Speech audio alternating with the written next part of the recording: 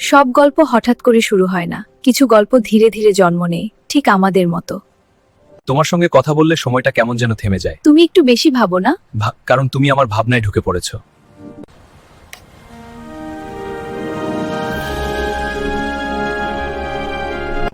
প্রতিদিন দেখা হতো, প্রতিদিন কথা বাড়তো। জানো, আমি তোমাকে ছাড়া একদিনও কল্পনা করতে পারি না। সে ছিল আমার সকাল, আমার রাত, আমার প্রার্থনা। একটু কথা বলবে? আমি খুব অস্থির লাগছে। আজ না, পরে কথা বলবো। তুমি বলেছিলে আসবে। হয়তো ব্যস্ত, হয়তো আমাকে আর দরকার নেই। তুমি কি আর আমাকে ভালোবাসো না? আমার আর পারছে না, আমাকে যেতে দাও। এইভাবেই সব স্পৃশক প্রতিশ্রুতি। কিছু সম্পর্ক শেষ হওয়াই ভালো। আমি তোমার জন্য নিজের সবকিছু দিয়েছি। দয়া করে আমাকে আটকিও না।